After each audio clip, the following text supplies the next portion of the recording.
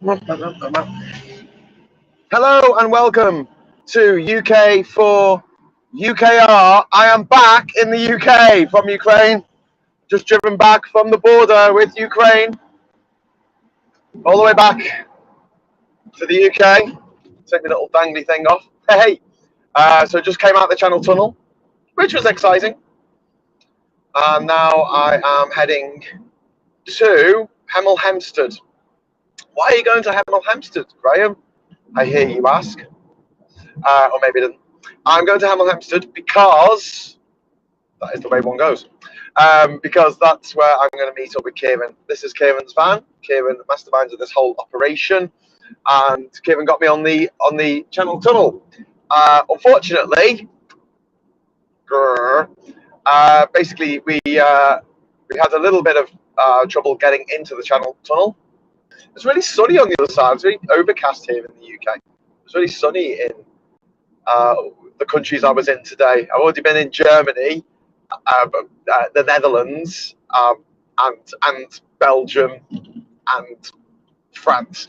So 5 countries in one day. And so yeah, now I'm back in the UK. Good old Brexit Britain. So had a little bit of trouble, had a little bit of strife on the old getting into the Channel Tunnel. I was given an exit pass. I typed in my key, you know, with your registration or whatever it is. Not your registration, your number, right? Your number that you're given. Punched that in, and it said call the operator. I'm calling the operator. Took ages for them to answer. The answer. I have a crisis of confidence. I called Kieran. I said, Kieran, do I have to go into the freight area or in the the normal area? He said, no, just go in the normal area. Thank God for that. So yeah, I went into the normal area, and yeah, would you Adam and Eve it? I was given a slip. Well, he told me originally, the guy on the tannoy thing, speaker thing, he told me to literally reverse, and I was like, there's a car behind me. He said, okay then, well, I'm going to give you an exit pass. I want you to drive in and exit immediately. I said, what? So I took the exit pass, and then I didn't exit immediately because I never do what I'm told. I went to a little office nearby the exit boom gate, and in there were 2 ladies. They helped me. This French lady, she was really nice, and she said, oh, it's because of the Brexit numbers. The Brexit numbers are the GBMS numbers that you need if you're using a commercial account. This isn't a commercial vehicle. This is technically a camper van. It's not technically. It is a camper van, people carrier. But because it's on Kieran's account, you have to have a GVMS number, even if it's empty. Yes, even if there's nothing in it but your good self, you need a GVMS number. And this GVMS system has been down for the last couple of weeks. It's only come back up, apparently today maybe, but it hasn't come up properly. And as a result, it shouldn't surprise you at all to learn that we have problems. And so I went to this little room, spoke to the ladies. They went through the registration number, the input number, the GBIMS number. Kieran had to send me more information. Eventually, they went, okay, well, look, I've checked it on 3 different systems. There's the correct number. So go to lane 3 and we'll let you in. And I said, okay, cool. So I went back out, went into lane 3, and the guy went, I can't let you in. Here's another exit slip. I went, what? Here's another exit slip so you can exit the place and sort out your stuff. You need to go and sort your shit out, Graham. Put it in a backpack if necessary. Put it in a museum. I don't care. Just sort your shit out. Get out of our port. You're not welcome here. I'm like, I'm trying to get home. I'm trying literally to get home to my country, to my own, the country in which I was born, right? I thought that was important in some way, but apparently not now. Like, since Brexit, it's not been very important to get British citizens back into Britain. They're trying to make it as difficult as humanly possible. So I had to go around again to the little the little exit thing, the little exit station, and yeah, I had a little cry. No, not a cry. Kieran was on the phone. He was on loudspeaker to me, and I'm like, I had to say to him, Kieran, can you stop swearing? You're on loudspeaker. And he's like, oh, sorry, mate. He was not happy, and I was not happy. It was a big, not happy family. Anyway, So the lady wasn't there, so I had to stand there 5 minutes. Then she came back and she was like, "Oh, why are you still here?" I'm like, "Because they wouldn't let me in." "Oh, you went to number 3?" And I went, "Yes." To with the young boy, and I said, "Well, yeah, the young man." "Oh, yes, young man with the blue eyes." And I'm like, "I didn't notice, but not my type, but yeah." And she's like, "Okay then, 1 second." And then she spent another couple of minutes sorting stuff out. Then she gave me my pass, and as a result, I missed my flirging train. My flirging train. My flirg. I said flirg. I missed my train. I missed my train back, and so now I'm coming back a little bit later than originally planned.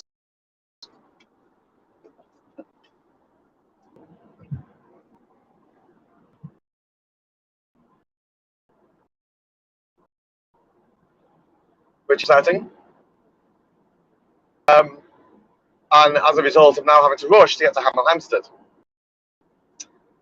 Can you see out the window? I can't turn the camera, but there's lorries. See the lorries? Massive queue of lorries stretching all the way to the horizon. Yes, ladies and gentlemen, that's the Brexit queue right there, out the window. Brexit queue. Can you see it? I know it's quite bright. It is a queue of lorries. Still going. It's still going. It's the Brexit queue.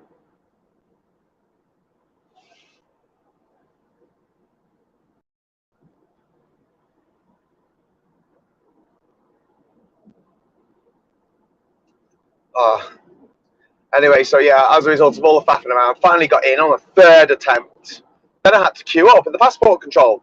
And they have 4 passport control booths that were open. One of them was for the EU citizens and the citizens of the EEA and the citizens of Switzerland. The only people who really couldn't go in that queue were British people because we've left the EU. So in 3 of the lanes, you could only go in if you weren't British, and then there was one that you could go in if you were British. And it took me absolutely ages. It took me absolutely ages to get through because they asked me loads of questions. You know, like where had I been, and what had I been doing, and what was my inside trouser leg measurement, and what was my father's maiden name, and all this kind of stuff. It was painful. It was painful. It was very painful. So yeah, this is where we are now. This is where we are in the whole Brexit situation. It's a bit shit. It's a bit Brexit. There's still lorries. There's lots of lorries going past me. There's lots of lorries.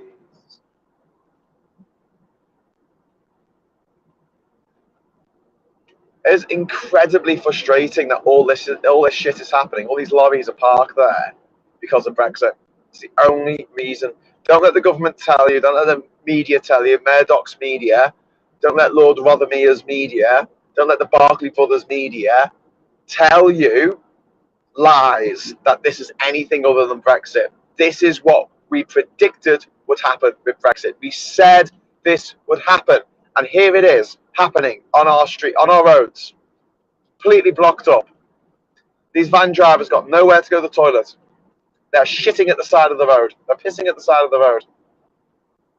Having to sleep in their vans, but they're not allowed to. It's illegal to sleep on a motorway, obviously. So there's police officers going up and down and waking people up.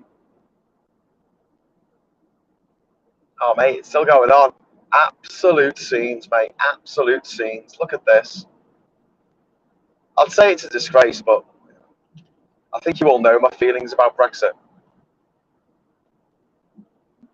And the fact that I missed my train today was purely because of Brexit. Had it not been for Brexit, there would be no need for a Brexit number in order to leave the UK, enter the UK with a company vehicle, a British vehicle that's not being used for commercial purposes. That's empty. But Brexit came along and they went, let's have loads of paperwork. That'll be fun. So the M20 is pretty much closed as far as I can see. That's not good, is it?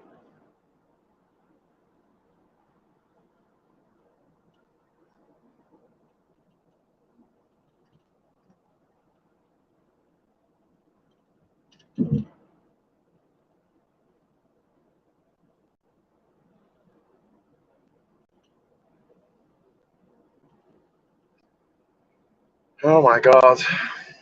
And apparently I'm going to hit the roadworks soon. That'll be fun.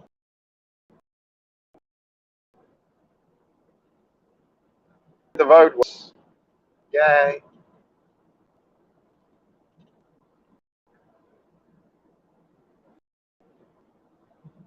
They disappear once the lorries refuse to come to the UK. Well, yeah, they're going to have to wait in a traffic jam for days, literally days. Then, yeah, of course it's going to happen.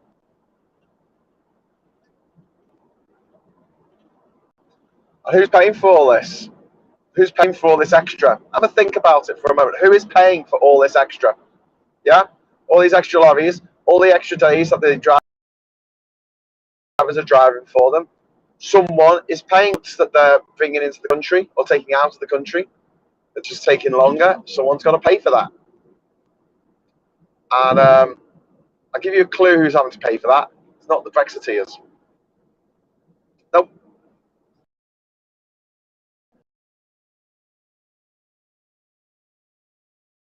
Not the Brexiteers.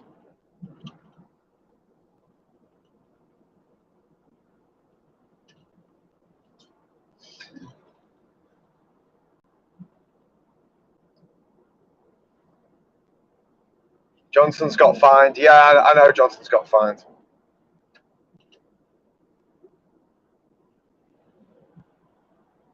My GPS was telling me to go off at the junction there. It's saying the M20 is closed. The M20 is closed because of Brexit.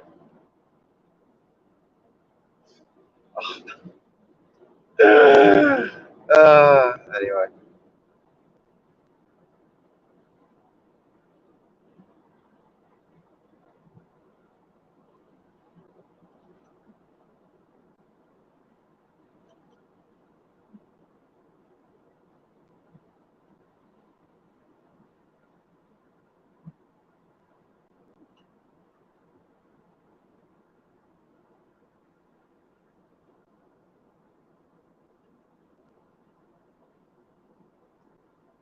Yeah, Johnson and Rishi Sunak have both been fined for breaking lockdown rules, breaking the laws that they created, the laws that they voted on. Cool, eh? That's cool, isn't it? Good to know.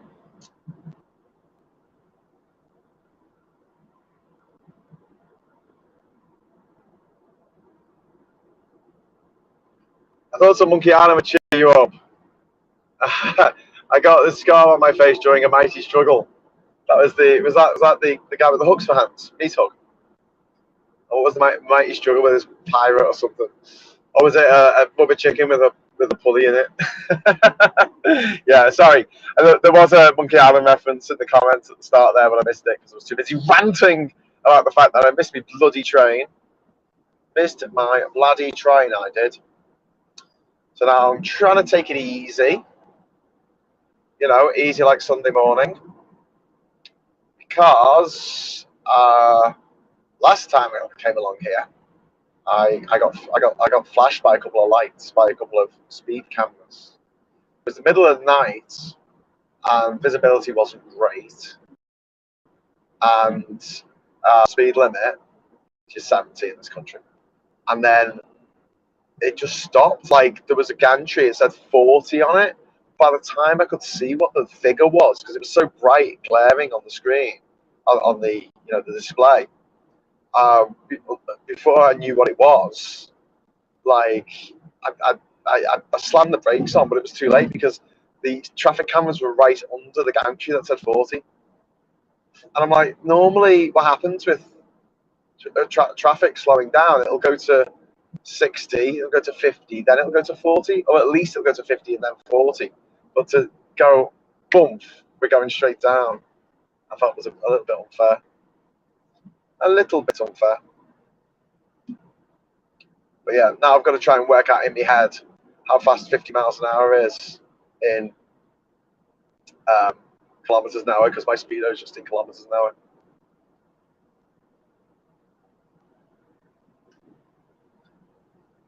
Taking it easy. Everyone else seems to go fast. It seems to be going faster than me, so that's a good sign.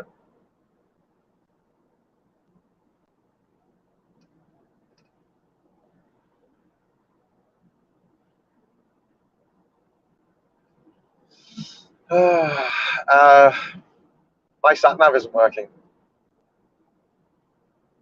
So basically, I may have to pull over at the next services and knock the feed off because I need to use that phone to have the have a what's it called a direction. What's it called? To use that phone for Google Maps. Weird question, but what are you doing? I see you back building islands on Monkey Island and driving. Okay, so basically, I don't know how to access my older videos, but yeah, I'm guessing this is on Twitch. So on Twitch, for some reason, it said that I was playing Monkey Island when actually I was on a real island building stuff. Now I'm driving to the Ukrainian border with aid, dropping off the aid at the border, picking up refugees, and driving back to the UK. So I've done this twice now. This is my second journey, and I'm heading back to my home now in Durham. Although you put it that way, my life does sound a bit insane. Yes, yes, it is. I might have to pull over anyway just to get a drink. Oh, more lorries.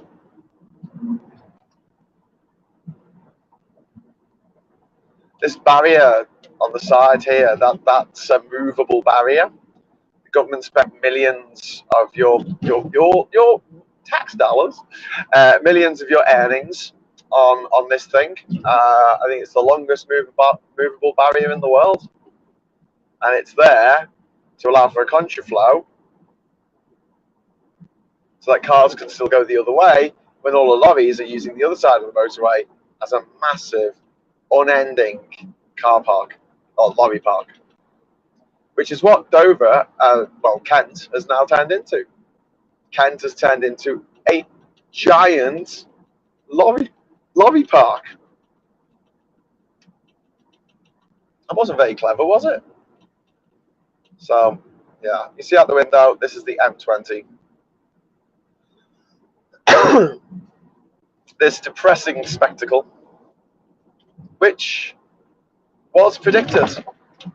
That's probably the most frustrating thing about all this, is like me and my friends, like Kieran, like Adam Lee, like so many people stood up, Jack Dart, Femi Olawale, Mike Galsworthy, Madalena Kay.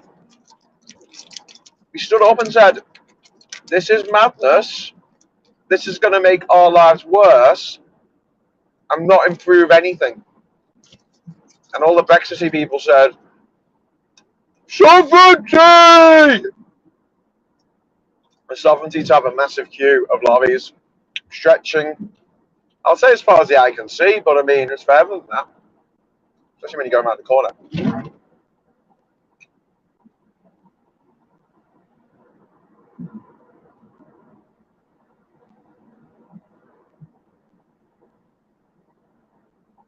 Still going. So yeah, never understood Brexit. No, never did I. But all these lorries, you can see out the window just about. Obviously, it's a lot brighter out the window, and I'm not allowed to touch my camera, so I can't adjust it to point it out the window a bit more. Well, basically, all of that is Brexit. They're blaming P&O. They're blaming other things.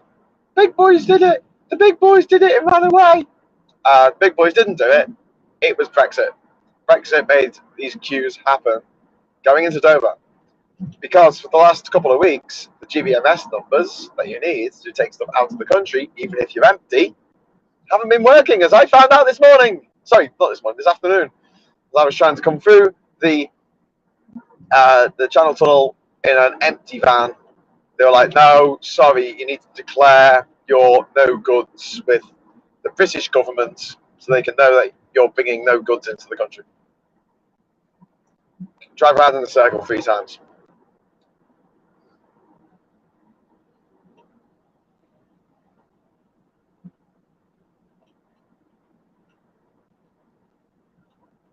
So I should be getting to Kieran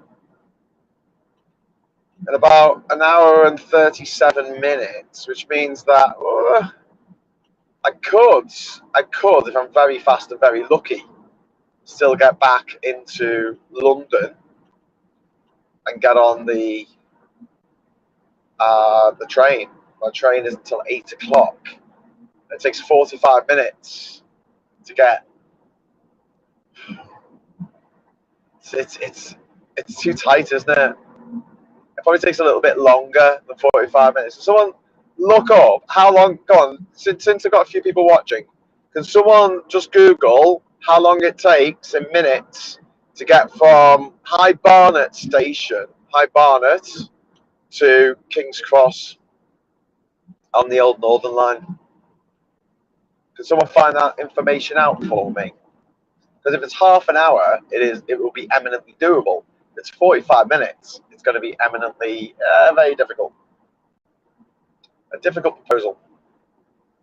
And the thing is, if I miss this train, there isn't another one. Not till tomorrow. Until tomorrow, you just won't get a train. Which is maddening. Like, why don't trains in the UK run at night? Like, why not? Slow them down so they're not as noisy. But, you know, why not? But seriously, why not? I don't get it at all. No. If the trains run at night, that'll allow the witches in.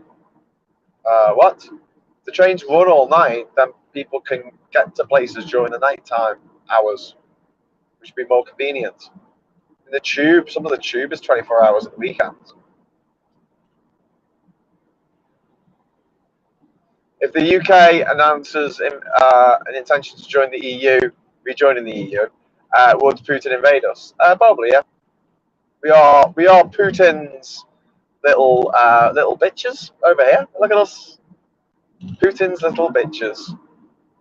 The disgusting, immoral dictator, warlord, genocidal maniac, rapist in chief, Vladimir Putin, has sent his goons which include Islamic fundamentalists from Syria, fresh from their stint with ISIS, over to Europe. He's flown them first class over to Europe to come and rape and kill European citizens. That's what Vladimir Putin has done. And the world watches, and the world says, oh, if there was only more we could do. Yes, there is more we can do. We can give a 24-hour ultimatum. It's time to get all his forces out of Ukraine, or we will destroy them all. Yours sincerely, the rest of the world. Don't even make it just NATO. Just make it the rest of the world.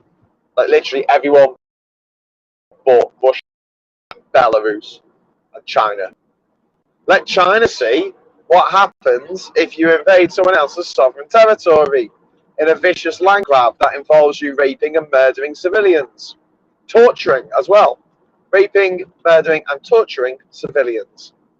That's what Vladimir Putin's brutal army have done.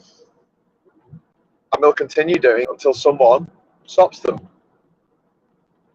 And the Ukrainians are putting up a damn good fight, but it is a David and Goliath struggle. The Russians are a lot better equipped.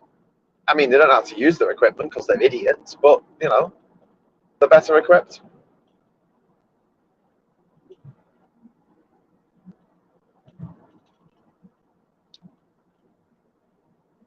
Some good news from the Met, that won't change a thing. Well, yeah. So Boris Johnson is a criminal. He broke the law that he made. It's not even a law that's been around for a while. It's not even a law that, like, you know, oh, well, we came up with that law a long time ago. You don't need to have hay in the back of your cab anymore.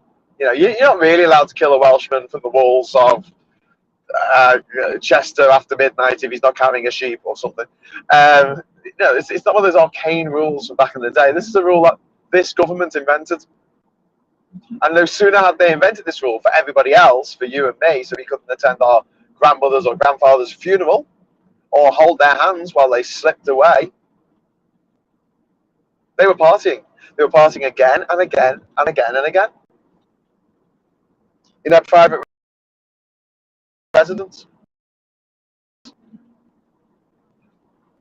Bastards. So yeah, not only did he break the law, he also misled Parliament. Oh, he broke the ministerial code as well, because breaking the law breaks the ministerial code, and he misled Parliament. He told a giant porky to Parliament. So I'm just looking over the road now. There's no trucks. You see some flashing lights going past, maybe. Basically, the M20 is closed, going the other way. It's just closed. You know, they're just having a close down.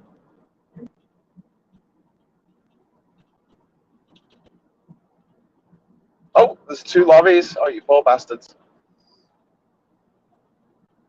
I was expecting to see cars coming the other way on the M20, on this contraflow, but there aren't any. Oh my God. The amount of concrete that went into this barrier next to me, this movable barrier. They've got this big machine to move it as well. Can you believe that? Spent millions on a machine to move a portable barrier, a concrete barrier, overnight, so they can move the barrier for when it's needed for Operation Brock or Operation Stack or whatever they call it in the operation. Operation Brexit.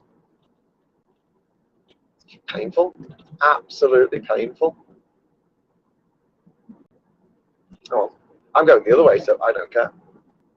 And on the way here, my sat nav took me off the road and took me on a magical mystery tour through all these little villages and things.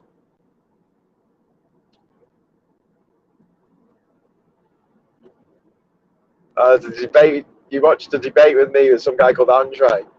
Yeah, I didn't even know who he was. It wasn't until after the debate that I looked him up on Google and I discovered that I think he wore like a suit of armour and stood outside Parliament with the suit of armour on. I mean, I don't think he's all there. Do you know what I mean? I think he's... yeah, someone just pointed out that David won the fight, though. He did. Yeah, he did indeed. Speaking of dictator, oh, I'm sorry to hear that, Duke. I know you don't have a great family situation. I believe all the Duke's family are Brexiteers. What must make a convent, to say the least.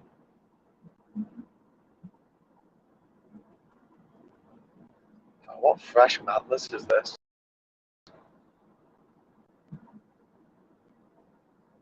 Seriously, though, who thought this was a good idea? Yeah, there's a handful of lorries going past on the other side. Oh, here we go. Northern Line to King's Cross, around 40 minutes. Requires change at Euston. No, it doesn't. No. There's the bank branch. The bank branch, not the Charing Cross branch. The bank branch King's Cross, doesn't it? Does it not? You might be right. You might be right. I might be wrong. It's happened before. I just pulled on my microphone cable and I had a thought. If I could set up some kind of like puppetry thing, I could move my phone using bits of string, so I could like turn the phone to show what I want to show using string, and then I'm not technically touching the phone. It'll be way more distracting than just actually touching the phone, but will be legal. According to TfL, parts of Northern Line closed. Ah, bloody shit. Sorry, Kieran, you're going to have to drive me to Peterborough if you're watching. I'm so sorry, mate. I'll buy some food. We'll grab some food on the way up. We'll get a pizza or something. Pizza. Oh, so I heard back from Victoria, who was the mum that I dropped off, and the mum to be, who I dropped off in Utrecht. She sent me some lovely messages saying thank you, and I didn't realise because we were taking some photos where I dropped them off in central Utrecht. They took a bunch of photos, and I didn't realise there was a bit where the kids were giving me a hug, like a group hug, and everyone came in to give me a group hug. And I didn't realise, but she was actually filming it. It wasn't that I thought she was going to take a photo. She's actually filming it. She sent me the footage, and oh god, I watched it, and it's only like 15 seconds long, but I honestly welled up. I'm sorry, I'm a big wuss, but I just like, oh my god, yeah, that was really sweet. So, if you're watching this, Victoria, thank you. Yakuyu. Or was it Dakuyu? Dakuyu. Have you missed the train? You tried for the National Express? Oh God, no! Oh God, no! Not the National Express. Oh, I'll get the megabus. Nah, don't worry about it, David. Kieran's. I'm going to get the van back to Kieran. He said he'll trundle me up to Peterborough, and as long as we get there before like 9 o'clock, should be cushy.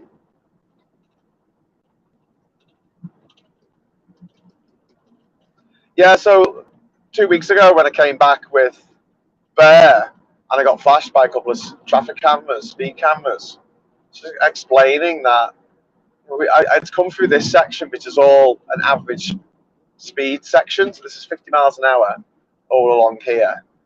And then it was night work, so it was on the M25, and at night they slow the motorway right down to 40 miles an hour when there were people working on the other side of cones, which is an obvious safety thing. Because if people are throttling along at 70 miles an hour and they lose control and they go through the cones, if they hit one of the people who's working, it's dangerous. So I understand why the speed limit gets cut for that. But what I think happened is that the work done already, they've been finished for the night, and they'd started collecting the cones and the sign that says stop, slow down, all the signs that say filter into one lane or whatever have been taken down, and they were collecting the cones, and the gantries just hadn't updated. So it was just literally you're going along nice and fast, and then suddenly, boom, 40 miles an hour. And I did slam my brakes on, but it just wasn't fast enough. I just wasn't fast enough.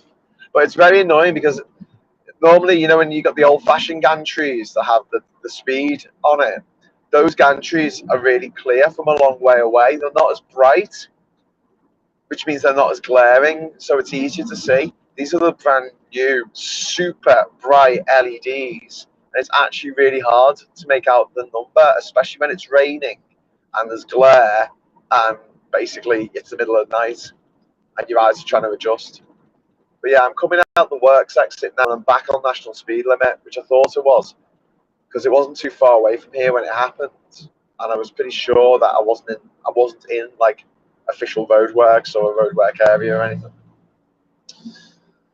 Anyway, oh wow, oh mate, I wish I could move the camera so I could show you these scenes. We've got more scenes going on, like this expression, scenes. This is the M20 because it's closed. It's empty at the moment. The M20. If I cross the road here, you might be able to see out the window a massive queue. A massive queue. Can you see the massive queue, everyone? Oh, it's going up a hill. Okay, you can see a hill now. Oh dear. Oh dearie, dearie me. Whatever will we do?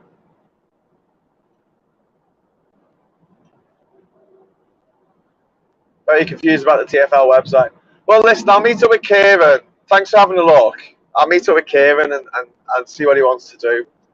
I mean, it's going to be a bit of an arse to shun me up to Peterborough. It's about an hour's journey from Hampstead. And then it's an hour back, isn't it? See if he likes curry. Should I get him a curry? I think Kieran deserves a curry. Because, like, the thing is, he really, really wants to come on this journey. He really wanted to come to Ukraine, but he couldn't. So he's been absolutely brilliant, like, working behind the scenes, getting things organised. So if I need a hotel, or if I need a ticket for the channel, or if I need a man, Kieran's there, like, helping out. So, and also, every time he tweets about it, our donations go through the roof. So thank you, Kieran. Seriously, good guy. Seriously, good guy. So yeah, more queues. So a good like 25 miles or something out of Dover now, and there are still queues. They're kind of petering out now. There's no queues on the other side of the road now, but I guess people know not to join the M20.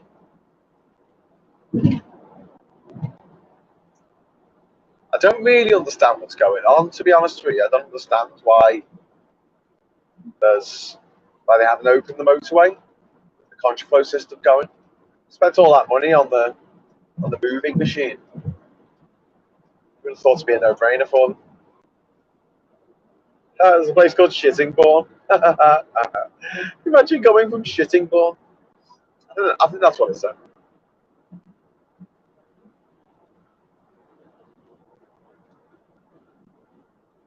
So sick of people and their gaslighting bullshit. Yeah, Duke. I hear you, mate. I really do. It's painful, isn't it?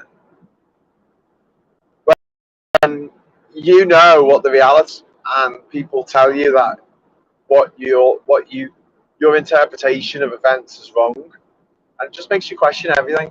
It's an incredibly cruel thing to do to someone. When somebody does something and you go, you just did that, and you go, no, I didn't.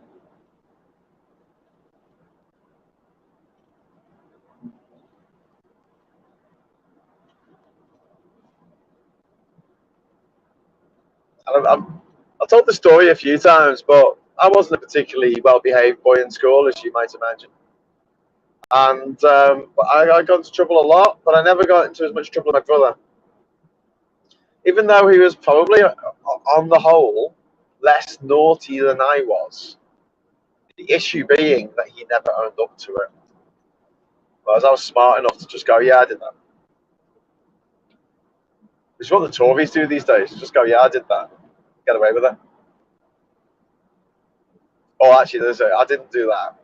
And then when they're absolutely banged to rights, they say, I did do that, but so what? So what? I'm rich. Yeah, more queues on 20. I wish you could see out the window better. There is a lot of traffic on the other side of the road. I would not like to be driving on the M20 into Dover today. And these drivers, the lorry drivers, whoever said they're not going to come back, they're right. They're not going to come back. They'll put up with this shit. Why should they? It's not worth it. It's not worth it, mate. Leave it. Leave it. It's not worth it.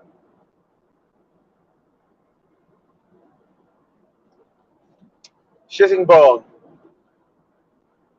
Your mind added the H. Oh, it's Sittingbourne. Sorry. Wait till I tell you about this place called Scunthorpe. Graham, you just added that T, didn't you? No, I didn't.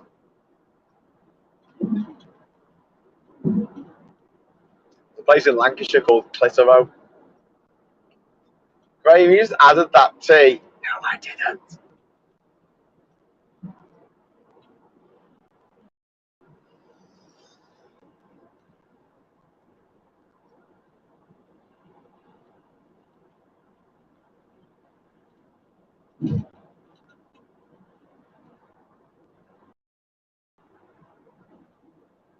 Did you say 25-mile queue?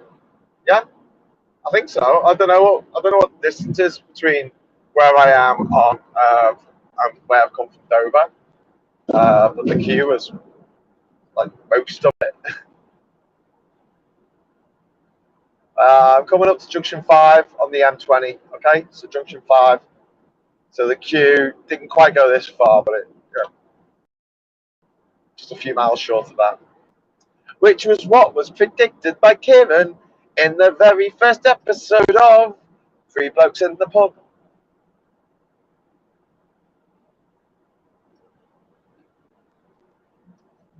Maybe now that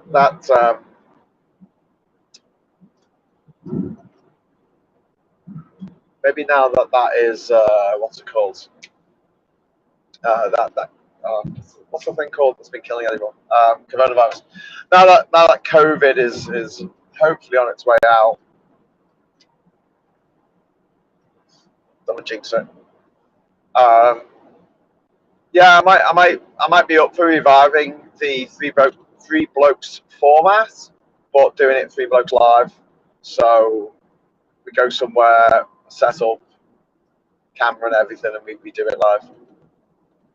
I did a podcast last year with Ben Chambers when he first moved up to Durham, but I haven't done one since. So I need to do that. It'd be quite cool.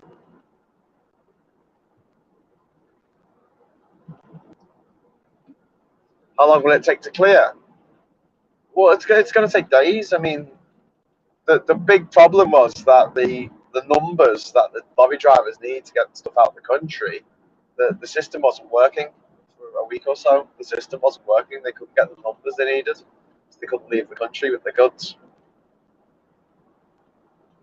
They couldn't clear customs. Customs which are only required, only necessary because of Brexit. We used to not have no customs. We literally just got waved through because we were all part of the same customs union. If something were leaving on a ship and going to somewhere not in the EU, yeah, it had to clear customs. If something coming into the country not from the EU, it had to clear customs. But if it was from the EU, you could just pick up a box in Dublin and take it to Lublin,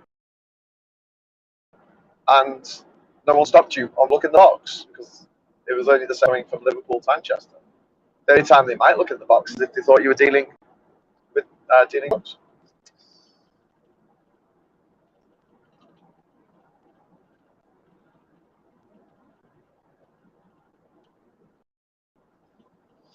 There's a place called Snotchester.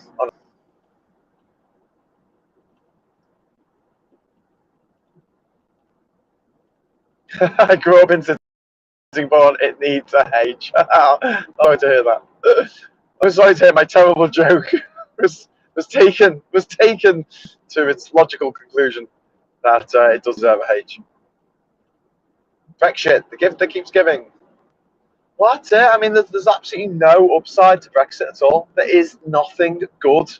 There's nothing good about Brexit, and that's just me as a Ramona complaining about it. Like when you ask someone a tangible thing that Brexit has made better in this country, they can't give you an example. It's made them feel better about being Little England the racist idiots. That's it.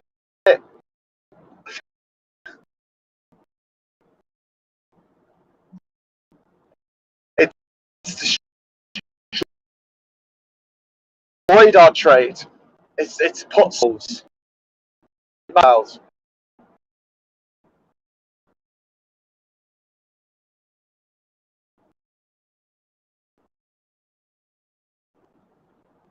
Answer a thing.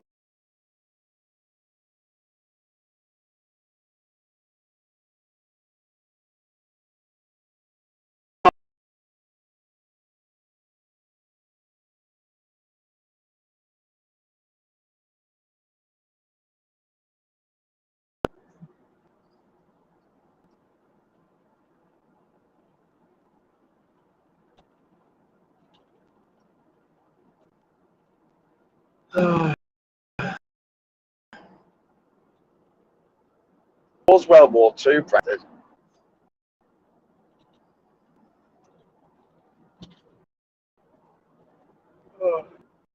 It's melting the ice caps, killing the polar bears. You know, when you make yourself a cup of tea, you forget about it. Brexit made that happen. Every dog that has died because of Brexit. The Titanic was sunk after it hit a Brexit.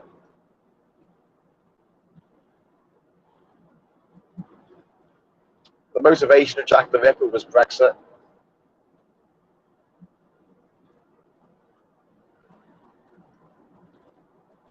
Princess Diana was assassinated because she knew the truth about Brexit.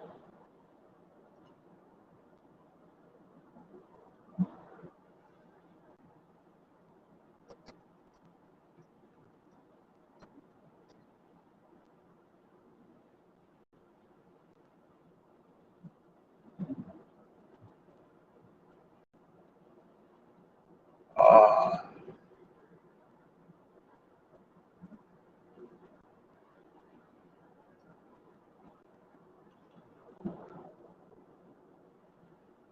No, I don't know, Pineapple. I've been looking at the opinion polls up in Scotland, and it doesn't look great for the Leave campaign, the Leave the UK campaign.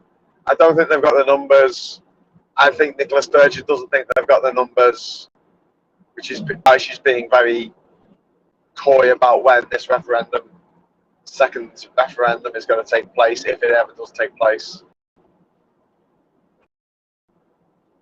I'll try and hold off until the opinion polls one after another say that, yeah, the Scottish people do want to free themselves of unwanted baggage, cyst, cancerous cyst that is attached to the face of Scotland, which is called England, Little England specifically.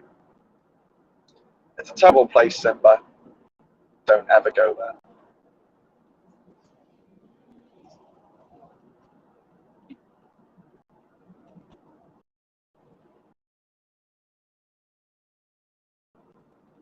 I'm getting on. Any tinny? Do I sound crap or do I sound?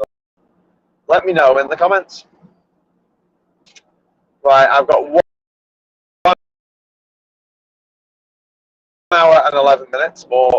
I asked Kieran how long it takes to get. I'm like, well,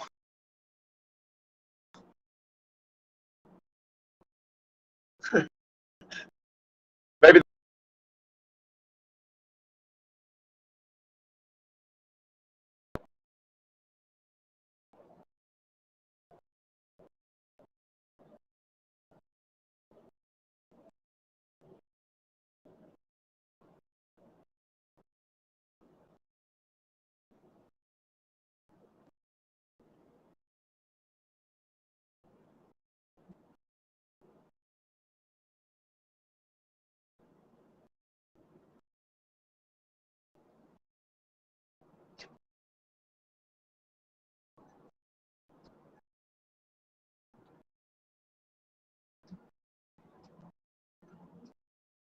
An army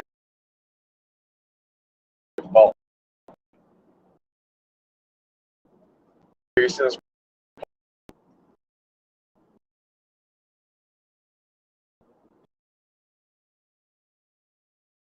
He needs to shuffle off this model coil.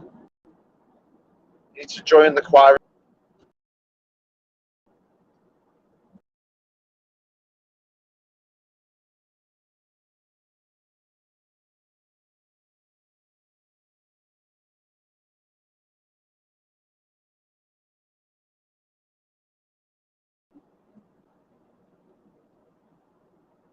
Michael Palin says, John Cleese says, this parrot is dead. And Michael Palin says, you're right. Would you like a refund?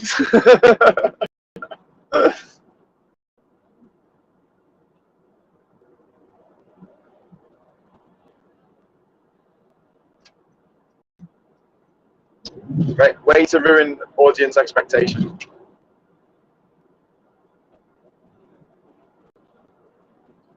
Yeah, sorry, I keep losing signal. It's a bit mad, actually.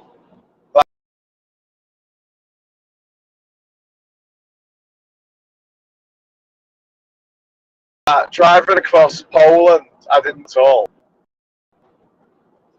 I was saying, I drove through Poland to get any drop in signal, and then I drive through the UK, and it's like,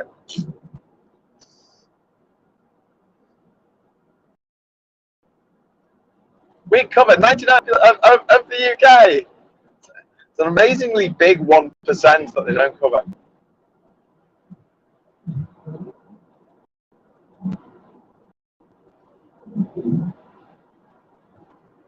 Better internet in Poland. Yeah, I can believe that. So I actually commented about how clear she was when I was in Poland, when I was filming, driving. Okay, I need a drink. My throat is really dry. Obviously, I've been yakking away here, as I often do when I'm driving with the live stream on. I don't think you just want to stare at me face the whole trip. So I am going to pull over. I will grab myself a drink.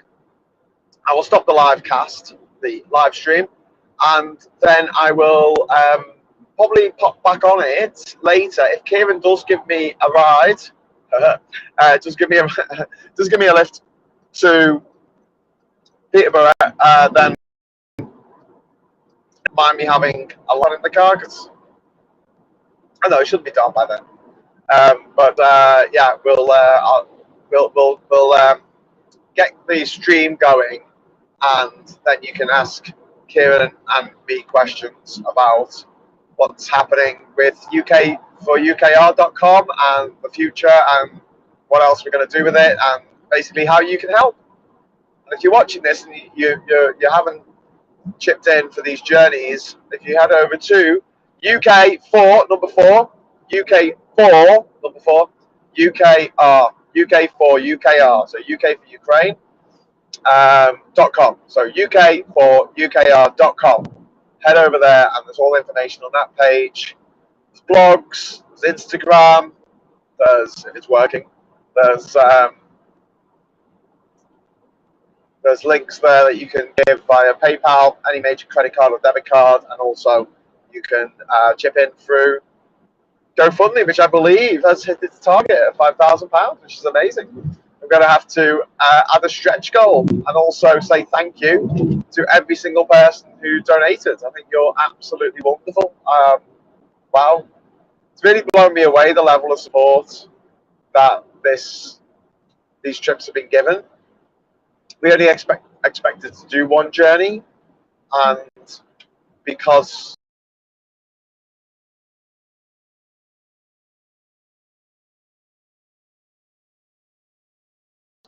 so many people have given.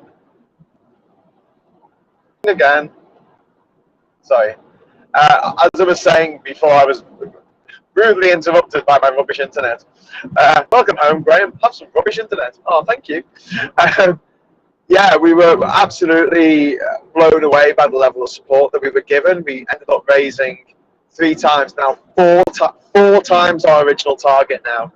And as a result of that, that means that instead of just doing one trip, we should be able to do half a dozen at least. And if people keep giving, then we'll keep doing the trips and helping people out. As I said earlier, I'm going to start looking into getting a team together with Kieran and Bear and Paolo and the team at, or the members of Aid Out Refugees Back, and maybe Francis Vexatia, who I met at the border last time I went over, and a few others. And we'll make sure that we have vans going out, put the seats down, fill it with stuff, get it to the border, put the seats up, take some people where they need to be, and we can do a few of these trips. And maybe we can make some longer trips where actually we stay in Europe for 2 weeks and we drive to the border, drop people off, drive back to the border, drop people off, which is sadly necessary, but it is necessary. There must have been 1,000 people in that refugee centre, and they all need to go somewhere. And that was just one border crossing. There's lots of border crossings.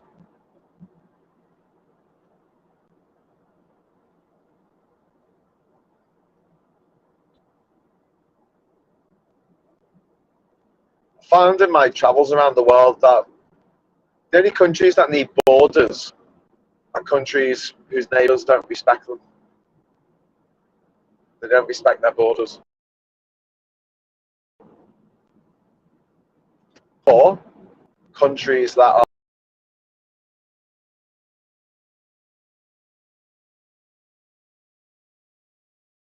are insanely paranoid. So countries that are paranoid and countries that actually honestly believe that, yeah, someone's going to cover it. I don't know. Mount a coup d'etat. Just don't let in Margaret Thatcher's boy. You'll be fine. Royal Guinea. Did feel that a lot when I was travelling. I mean, not to be mean for, you know, looking at being mean, but there were certain countries, the visa process was just insanely difficult. And all I could think is like, but why would anyone want to come here anyway? I know that's awful, and I won't say what countries I'm thinking of when I say that, but Like, it was a bit like, if anything, my friends, you should be encouraging people to come to your country, not discouraging people. Just putting it out there. So yeah. Okay, so I'm on the A. I'm not on an A. Not on an A. I'm on the M25. Am I on the M25? God, I am as well. Oh, there's a queue ahead. Honestly, man, I've just been on the M25 for literally not even 5 minutes, probably about 90 seconds. And I'm already going under a gantry, which has a 50 sign on it, and it will take a picture of me if I went through it too fast. So I'll slow right down. And yeah, queue caution signs already, literally just got onto the motorway. Oh, kill me now. So I'm going to go across the Dartford crossing and pay for it. It's nice though. Not quite. Oh, that was nice of you.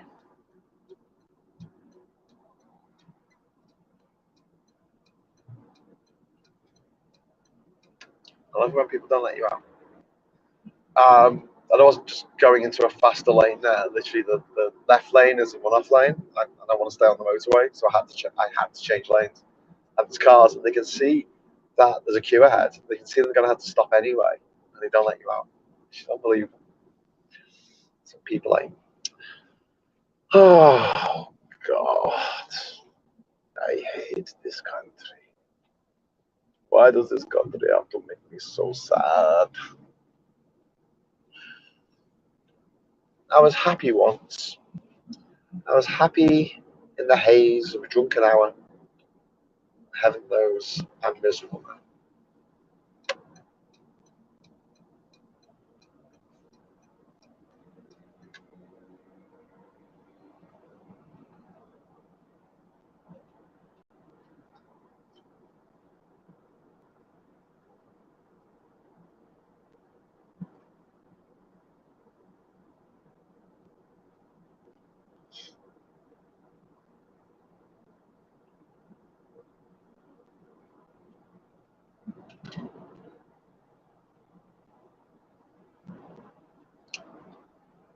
Oh.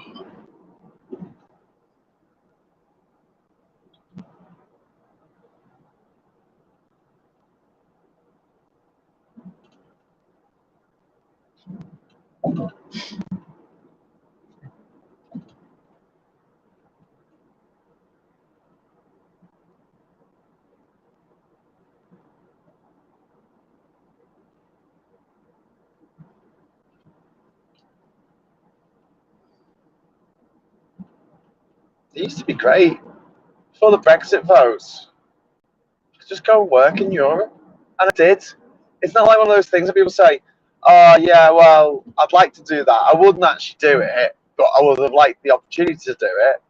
I actually did it. I did that stuff. I did the stuff that the Brexiteers have now said that I can't do anymore. It took my rights from me. It took my birthright as a European citizen away from me to go and live and work in other countries. And now the only country in the effing planet that I can actually live and work in is this one without asking permission, which I'm unlikely to get because I ain't got no watch. You know, I'll speculate to accumulate. Whatevs.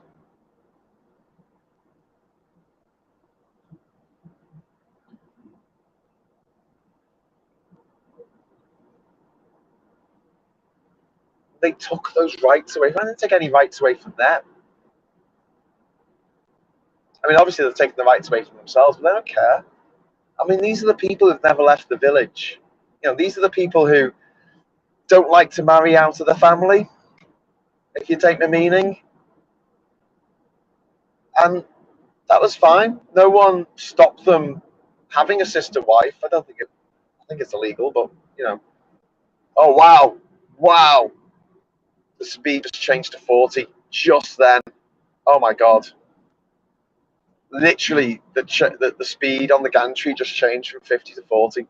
To slam the brakes on, Otherwise, I would have got a ticket. Oh, that's insane, man. It's so dangerous. The guy behind me then he went right up my backside.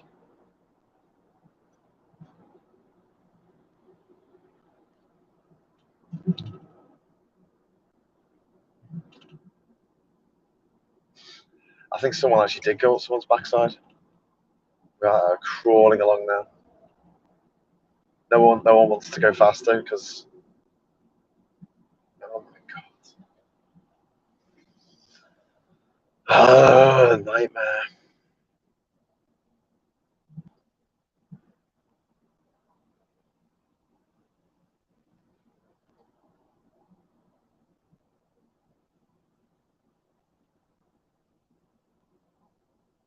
It's gonna be a crash back there. Like people just putting the brakes on. The speed limit was 50, and everyone's running like 50, and suddenly it just went 40 like that. Literally as I was going under the gantry.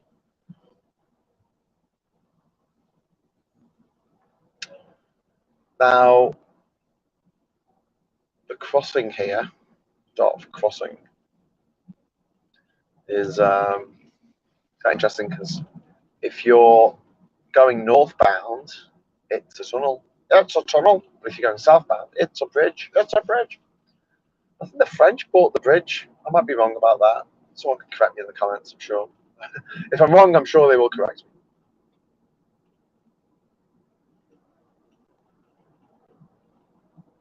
I'm in the any vehicle lane. So it used to just be the tunnel. There didn't used to be a bridge. The bridge is a little bit newer, I think. And so for a long time, it was the motorway went through the tunnel.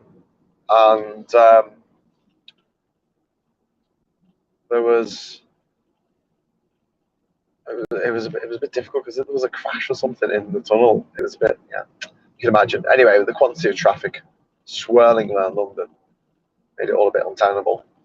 So what they've done now is they made both carriageways going through the tunnel instead of having one going one way and one going the other. They all go north now. All roads point north.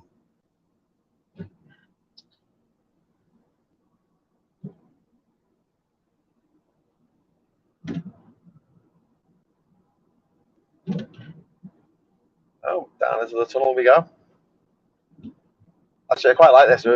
We're diving down into the southbound, the old southbound tunnel.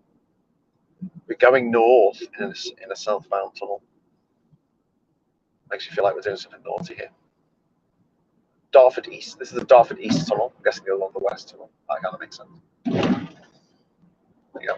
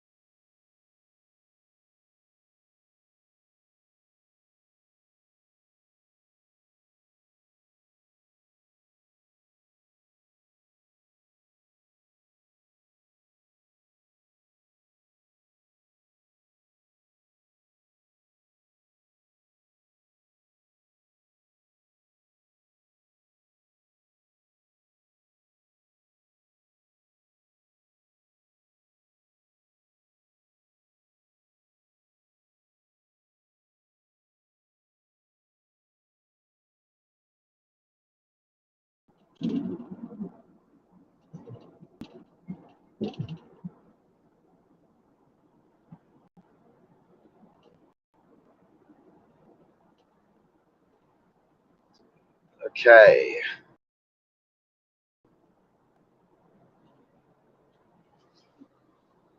Whew.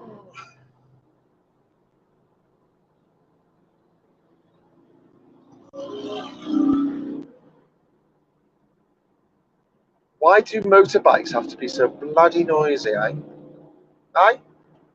Why do they have to be so bloody noisy?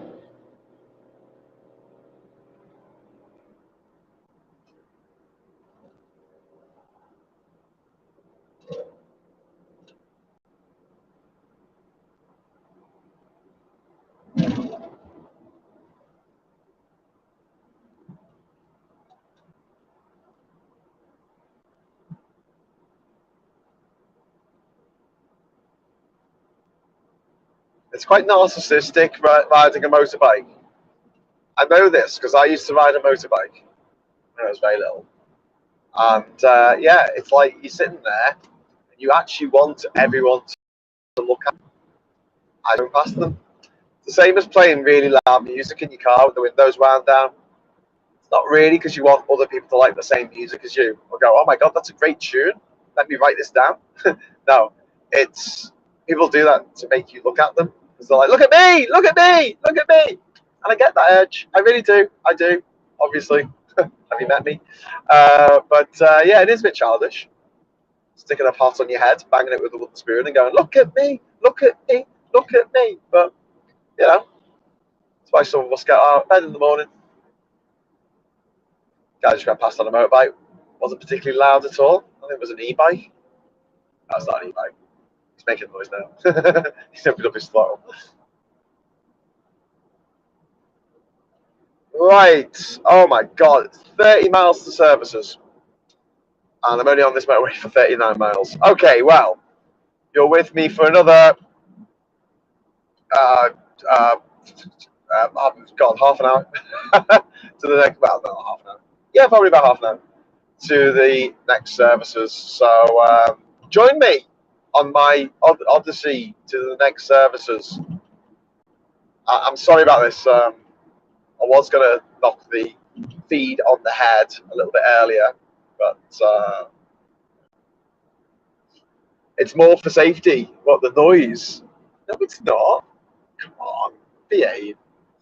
It's more for like, hey, look at me. A lot of people buying a really expensive sports car. The first thing they do is razz it down the road and make loads of freaking noise. I get it. Look, I'm not complaining. I get it. Obviously, I get it. It's just, you know, some of us decide that we will always be children, and that's fine.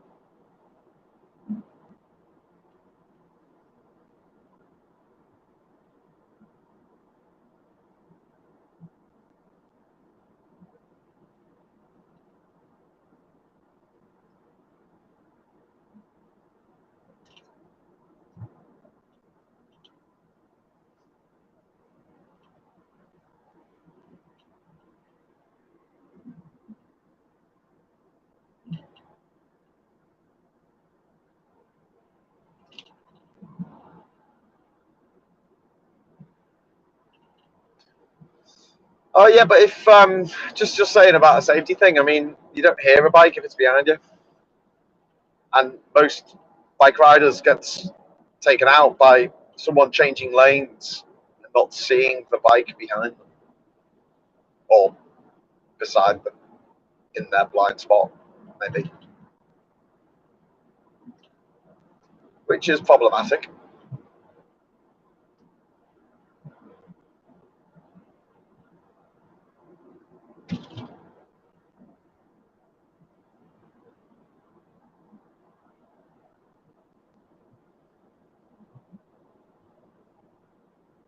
Oh, man.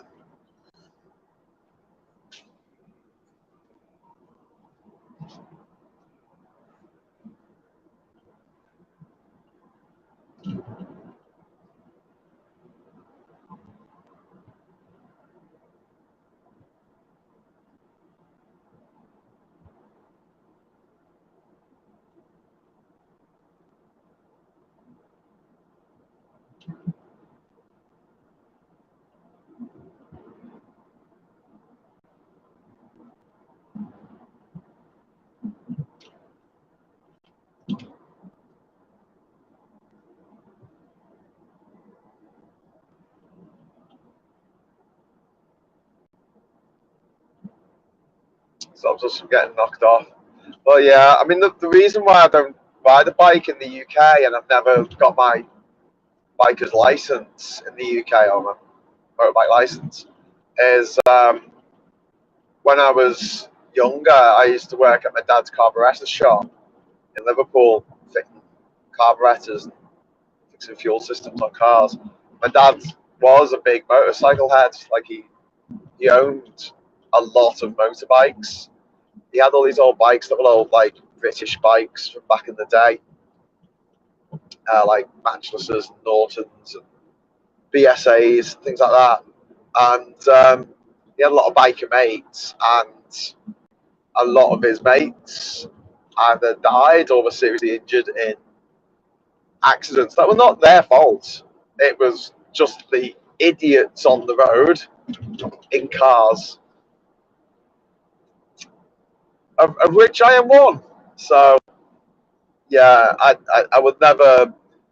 I've ridden the motorbike in different places. I mean, I rode the motorbike in Nepal. I rode one around when I was in West Papua. But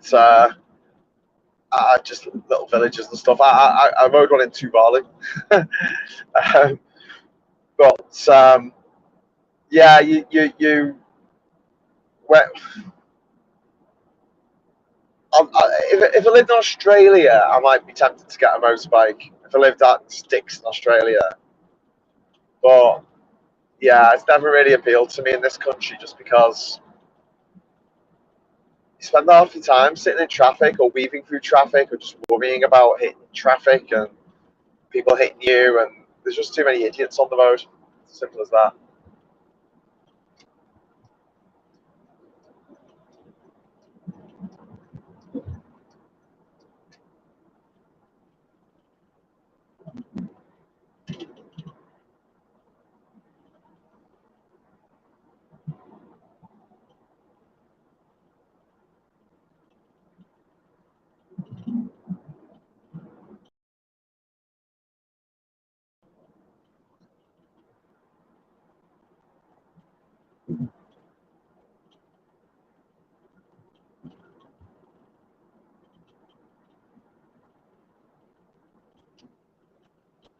Oh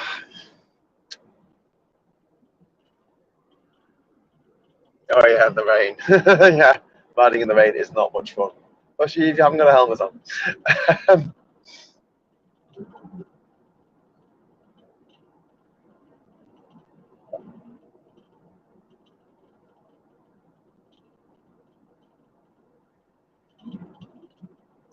More traffic. Hello, if you're just joining us, Bearberg, how you doing?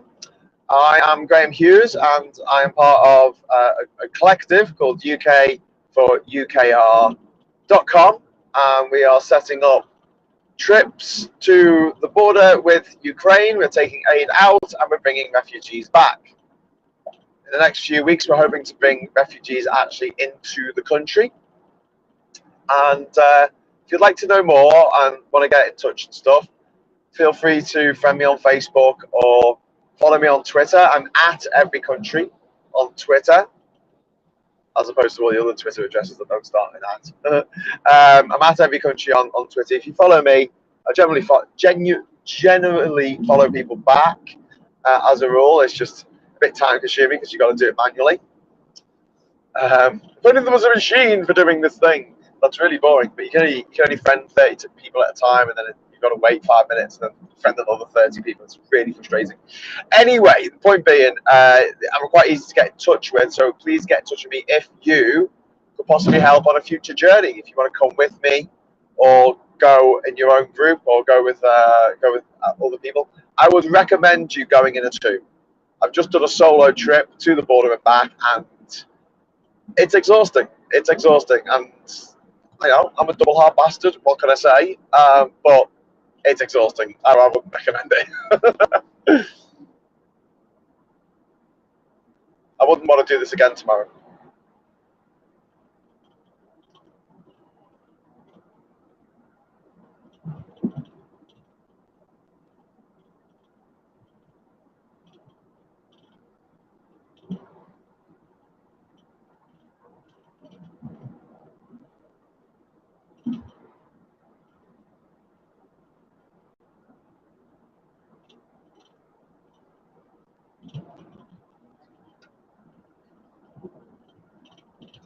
A couple of police cars going the other way.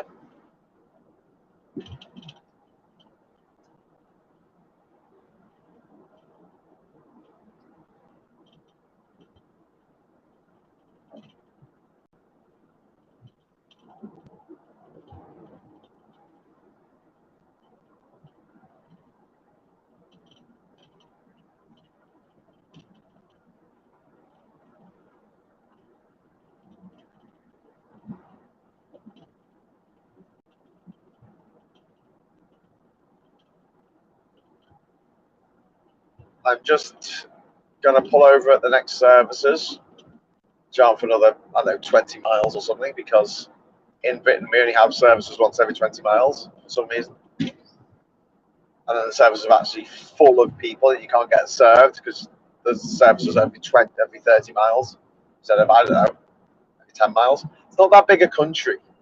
The distance between Liverpool and Manchester is about 30 miles. They're two big cities. The distance between Manchester and Salford's even less. It's like 1 mile.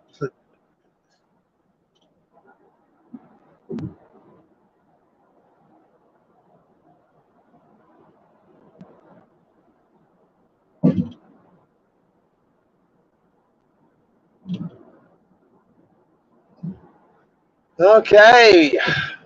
I'm currently heading towards Hemel Hempstead to meet up with Kieran to give him his van back. This is Honda step wagon. It's Kieran's Honda step wagon, so I've got to give it back to him.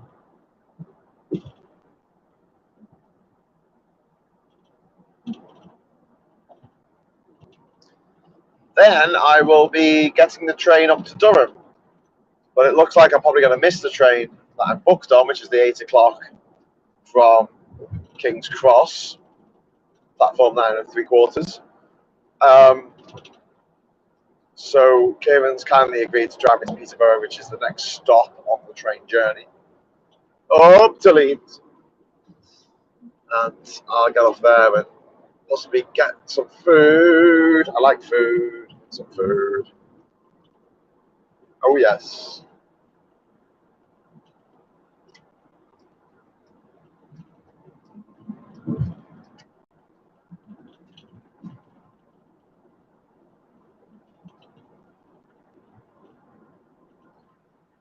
Drive safe.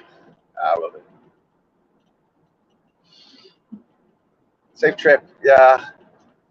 It's pretty safe. I think.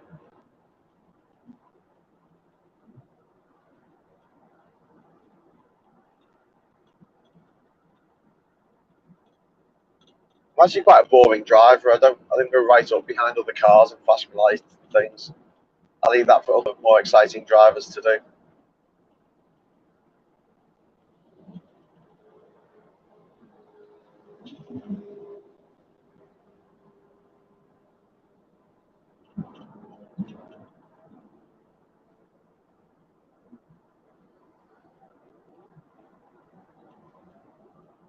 Lots of police cars going the other way. Something happened in London.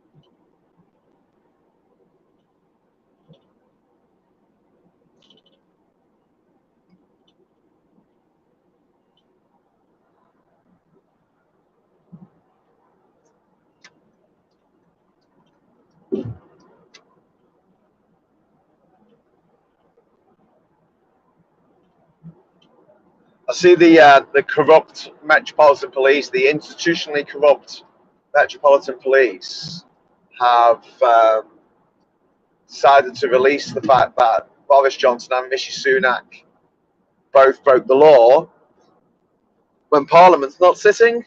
That was convenient, wasn't it? How convenient of the Metropolitan Police, the privately educated scumbags at the top who run the Metropolitan Police, must have got together and said, hey guys, I've got a wizard wheeze. Why don't we release the fact that Rishi Sunak and Boris Johnson broke the law, broke ministerial code, and Boris Johnson misled the House? Why don't we release those facts just before the Easter holidays? Yeah, the week before Easter. Yeah, it'd be a really good idea, because then no one's in Parliament. There's no Prime Minister's questions tomorrow. What a shame. What a shame if we had waited a week.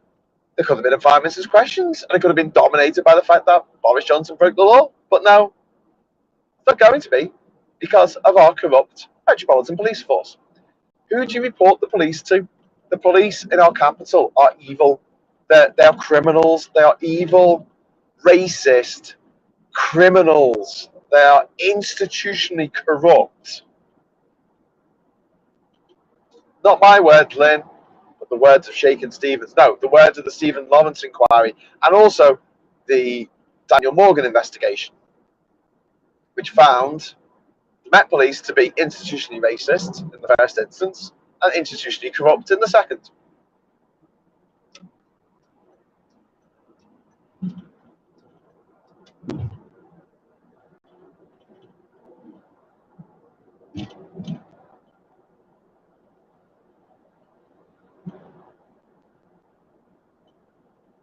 Seriously though, if I was a serving police officer in the UK, I would sue the Met for making my job harder.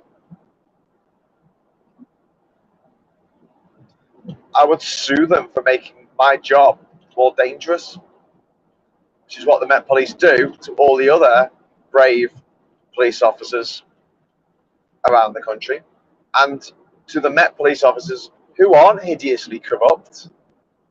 Can't be that many, but I'm sure there are a few. That's what they do to them as well. If I worked for the Met, if I was a police officer of the Met, I would seriously consider suing the Met for breach of health and safety. So that, when some criminal decides that it's okay to shoot a gun at you or me because, we're just as bad as the criminals, aren't we? We're just as bad as the criminals. The Met Police have put on a fine display of showing the world that, yes, you're right. They are just as bad as criminals.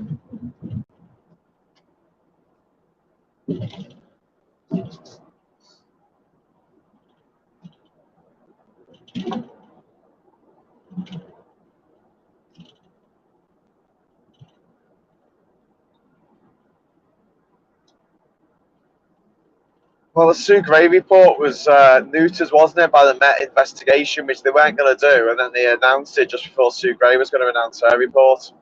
Nothing sus about that. Going into a tunnel, might lose signal.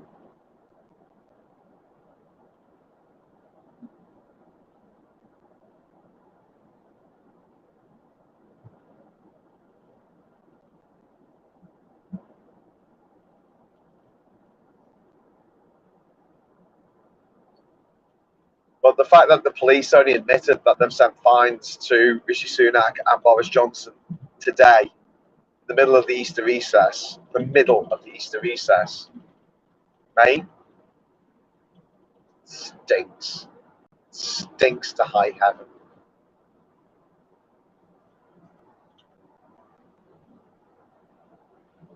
There's a dog with no nose that's had coronavirus, and even that dog can smell the shit. The effluent billowing out of Scotland Yard and the Tory Party HQ.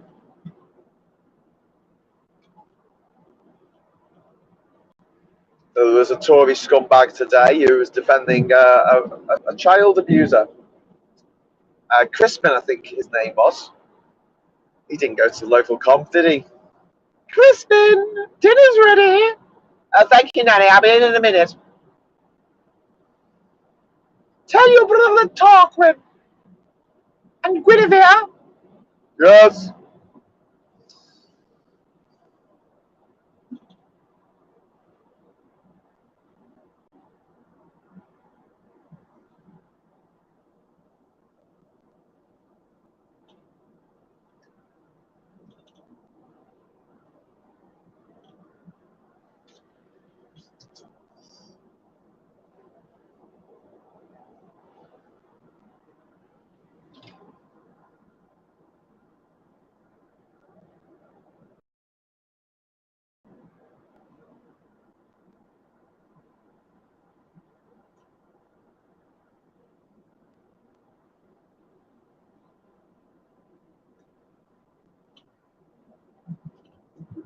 Another cop car? Bloody hell.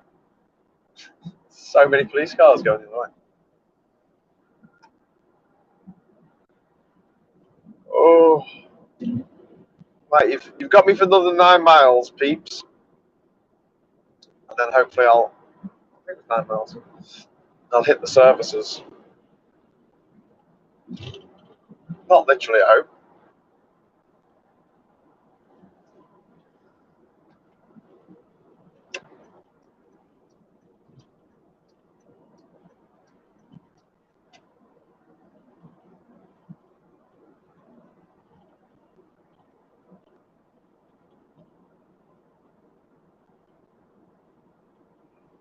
I hate the M25.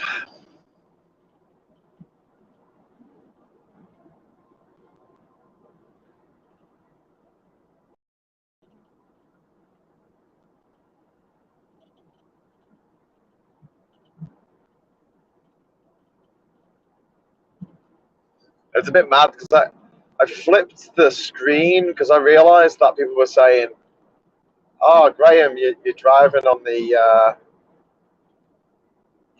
the other side," and I'm like, "No, no, no! It's just that the screen's been flipped, so it looks like it's a left-hand drive, and actually it's a right-hand drive, which is fine." But when I glance over to the camera, I can see the feed.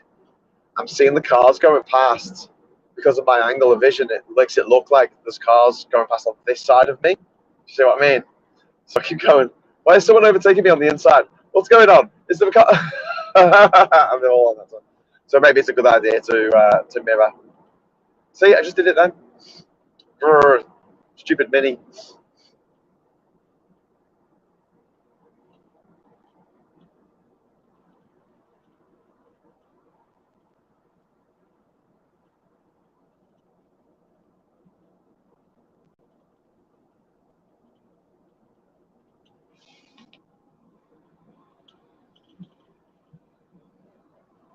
There's a little Vauxhall ahead of me, and he must be about maybe 1 meter behind a HGV.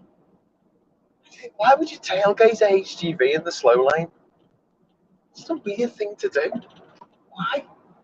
I always give like everyone in front of me just a very, very, very wide berth, just in case they do something bad. But from that vantage point, they can't see ahead on the motorway because all they can see is the back of a HGV. So they don't know what's coming up. And the HGV slams on, they're just going to go straight to the back of it. And it's not like the HGV is in the fast lane and they're trying to get past. This is HGV, and behind it is a car, and it's in the slow lane. It's like literally on the inside lane. It's a really weird thing to do. People drive funny. Oh, we're going to Holmesdale Tunnel. We're saying that one. If I pronounce Holmesdale Tunnel. Holmesdale Tunnel. And apparently its length, 750 yards. Let's check it out, shall we? Oh, the speed cameras in it. Of course, the speed cameras in it. Oh, they got a Harry Potter's bar.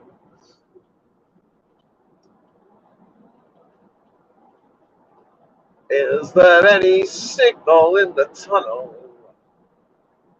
I think there might be signal in the tunnel, which is nice.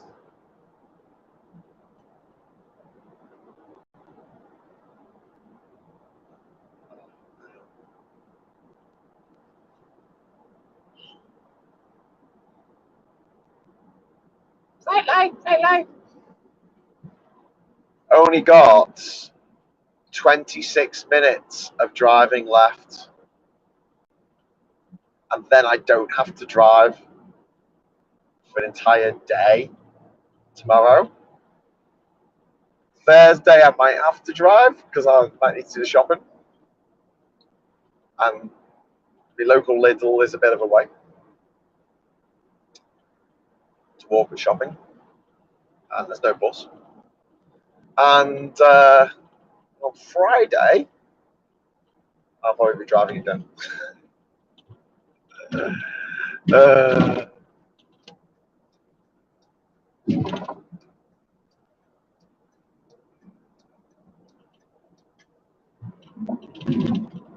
oh my God, stay in this road.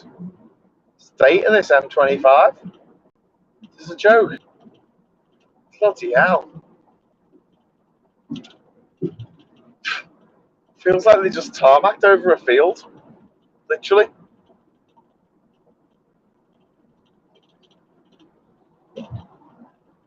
Oh, I see. So I'm driving in what used to be half the hard shoulder. Okay. So the brought the hard shoulder rumble strip, and then they've added a lane of traffic, so there's 4 lanes instead of 3. Okay. Right, services are in 7 miles, peeps. So you got me for another 7 minutes at least. I'm just jungling along at about, I was going to say 60, but it's actually going at 55, so I'll speed up a little bit. Oh my God. This road is awful. This is the M25. I remember when the M25 opened. I think it was that old.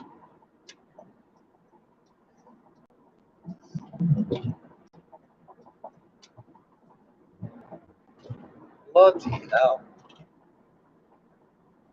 So how'd you get the M25 resurfaced in this area? Do you have to, who do you write to? Oh my God, shocking. Oh, bloody hell. Hey, London, Senegal's on the road, wants its road back. Senegal's on the phone, wants its road back. Cock up the joke, Graham. In my defence, I have been driving solidly for the last 5 days. Oh, I just want to stop driving. Driving, filming, everyone in commentary. Worrying about my audio levels.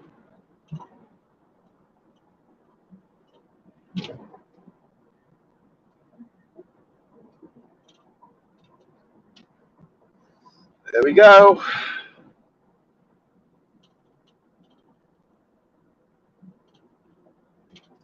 And onto a bit of better road. No, back onto the crap road.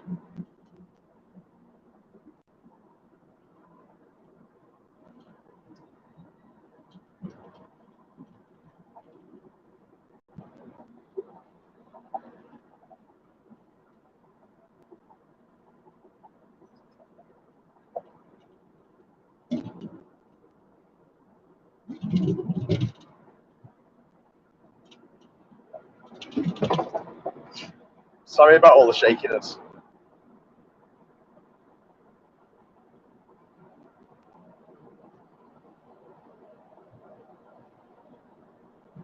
There's a good chance that the camera's going to fall out of its mounting.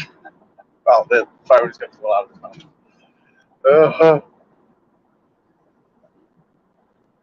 Just going to stop at the services. I'm going to run in. I'll stop the feed. I'll run in, grab myself a drink, and then continue, an overpriced drink, probably like £2.50 for a little bloody bottle of Coke, and then I'll run back out.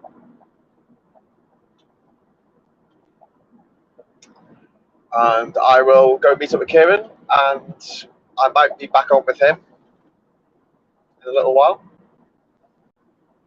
as we take a little jaunt up north, like with Nell and I, to Peterborough. Although I think they went to the lakes, didn't they? We've gone on holiday by mistake.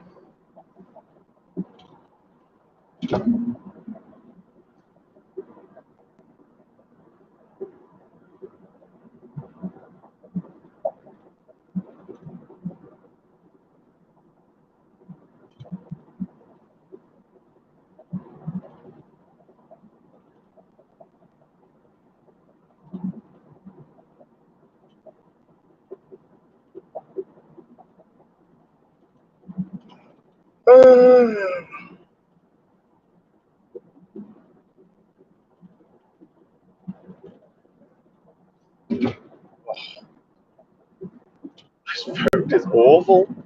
But junction 24 of the M25, this whole road is so bad.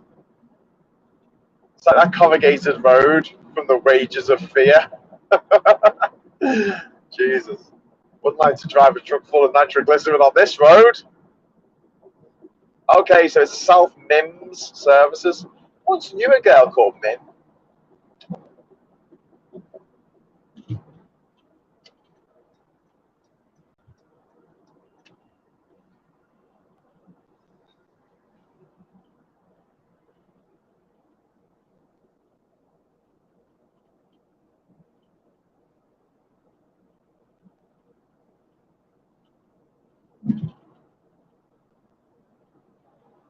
Oh god, that sounds like a nightmare of a trip from Brittany to Sheffield.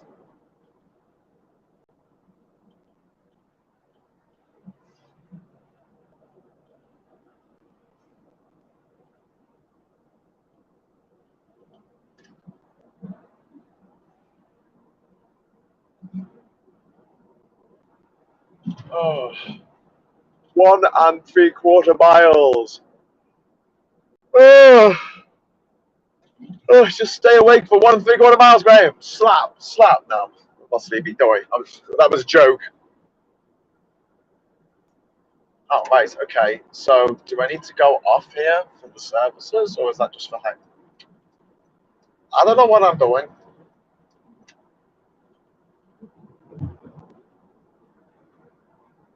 Oh, there's a sign. There's a truck in the way of the sign. Right. M25 straight on. A1 off to the side. Okay, well, I don't want that. I don't want that one. Where's the services? Where literally are the services? Ah, here we go. Hatfield Services. Okay, that's cool. That's my lane. Well, it's going to be one of these really awkward services where it's kind of like on the exit, but not on the exit. You've got to go up an exit. Well, I'm just going to stay in this lane. Take it easy. Hopefully. Oh, bloody hell. It's a massive pothole. Bloody right tyre just went down about a foot.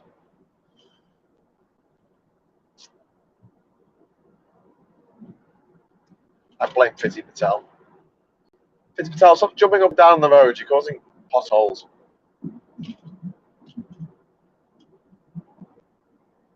A1M Hatfield Services. Yeah, but I don't want to be stuck on the A. Do you know what? I'm not going off the motorway to go to the services. I'll stay on this motorway because it's the motorway that I'm supposed to stay on. Apparently. According to the Googles. Might be wrong. Might have mucked that up.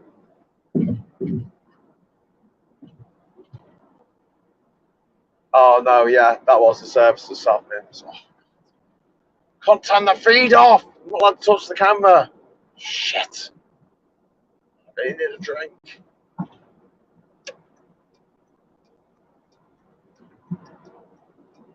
So, the South Mims Services, there was a sign saying South Mims Services, 1.5 miles, or whatever it was. And then there wasn't a single sign saying South Mims Services. There were signs saying Hatfield and underneath Services, which led to the suggestion that they were the Hatfield Services, although the leading was a bit. Counting, letting. The distance between the text, the top and bottom of the text, was a little bit bigger, so it didn't look entirely like Hatfield Services, but it could have just been a lousy sign. So I thought, oh well, is that? And then it said services, and it said A1M. So I'm like, well, I don't want to go on a different motorway, or M11 or something. I don't want to go on a different motorway. I thought it was going to take me onto a different motorway, and then there'll be services on there, and I'll have to drive a long way up that motorway and then turn around and come back. But that's not the situation, because it was just the services were on the junction. They were just on the junction. Ah! That's probably not going to help my voice situation. I do have someone trying to overtake me on the inside. Please don't do that.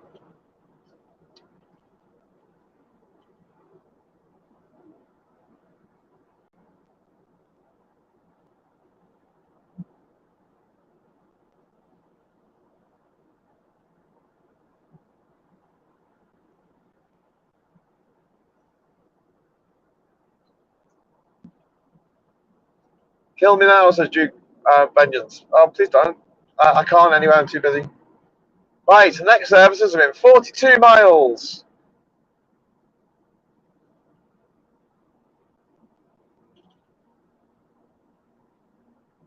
Excuse me one moment.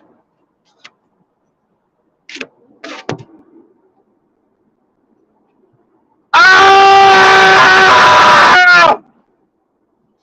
Thank you.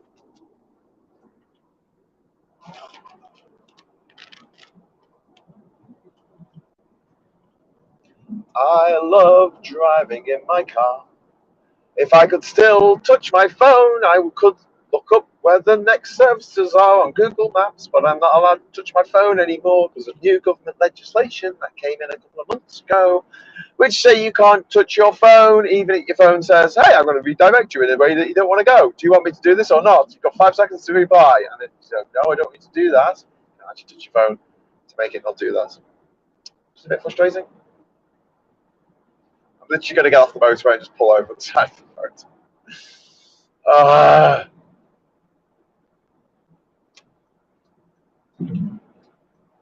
Sorry if that was a bit loud for anyone.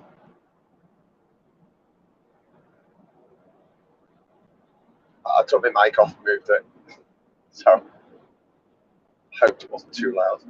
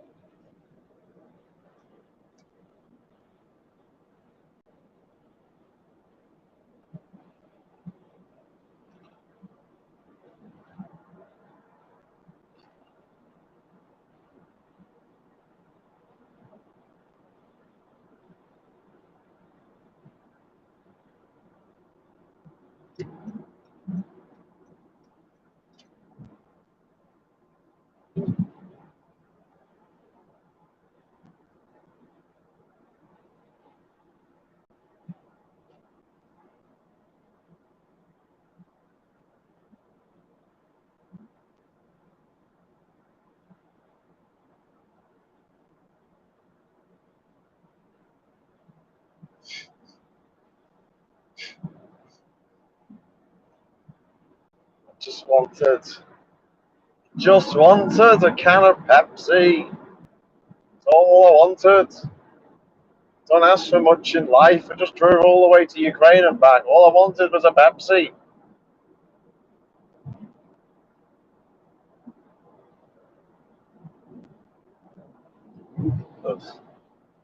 Drove past an ugly Porsche. My God, it's a 2012 plate. They're still making Porsches that ugly in 2012.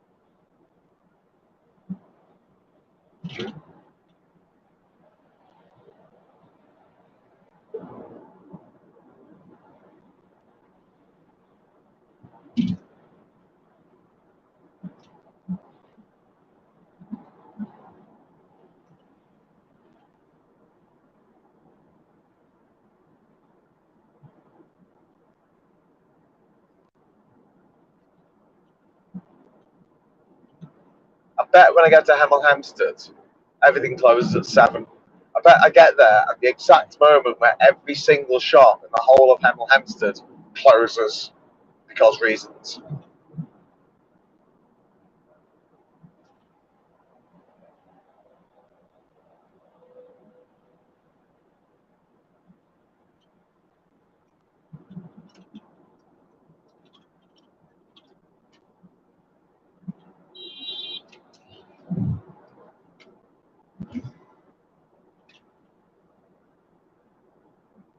Just got beeped at for not changing lanes because I'm trying to see which lane I need to be in and one loop. And Google's telling me I could be in either lane, but you know that's always a lie. Right. Yeah, okay, that makes sense. Yeah. Just stayed in the other lane. But I got beeped at. By white van man. Always alert to call direction. Especially when beeping at people in the slow lane.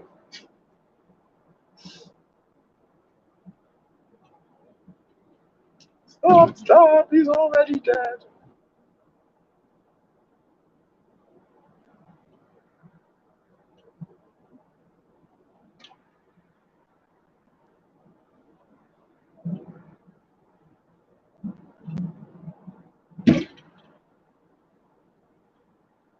Oh, Google's taking me on a route that says there's a big queue around this corner. Thanks, Google. How about next time you don't put me on a big queue around the corner? Sorry, Google, there's no queue here. There is no queue. The queue is not there.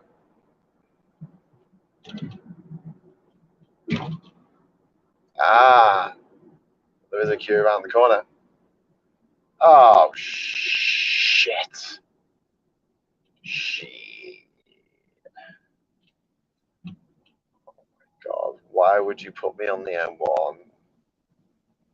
Why would you do this to me? All I want is a drink. Couldn't get a drink when I was on. Oh, someone just pulled out in front of me. All right, okay. Could beat me home, but what's the point?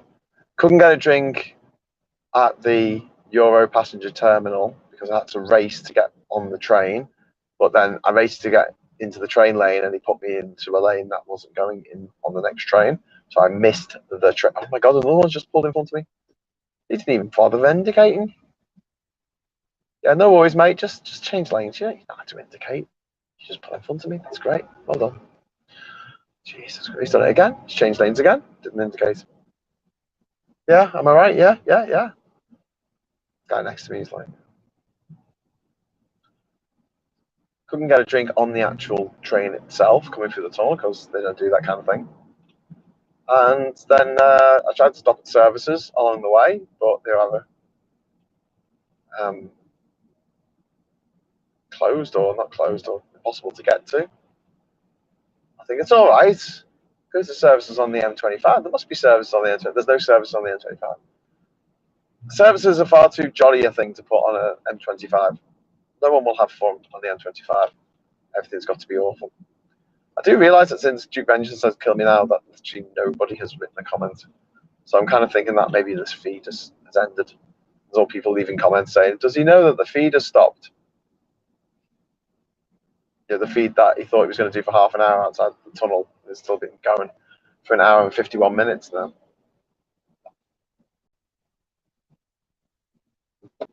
Is there anybody out there? Let me know in the comments. Ah, Duke Vengeance is there with some with an ellipsis. Is that what's called? I'm gonna if I stop, can I touch my camera? That's the question. Oh mate, scenes. Absolute scenes.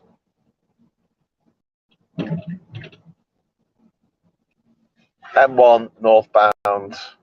Hi Baldrick. Still here. M1 northbound has just ground to a halt.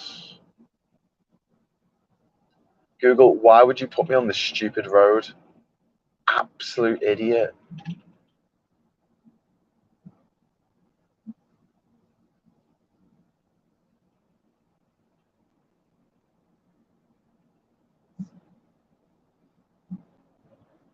For sat nav, I'm using.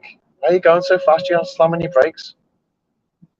For my sat nav, I'm using an old phone that's connected to the phone that I'm broadcasting on via a mobile hotspot, and it's just crap. Like honestly, it doesn't know where I am half the time. It keeps saying I just can't find the GPS. It's saying that this road is an unknown road. It's kind of like, are you sure? I think it's pretty well known. Okay, so I have 1 mile, 1 mile of this until the Hemel Hempstead turn off. Google says it's going to take 10 minutes. Joe could do because you drive along the hard shoulder really fast. Do you think I get told off for doing that? I don't think so. It's only a crime if you hit someone, right?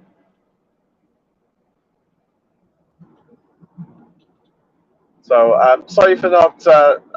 Sorry for blathering on so much.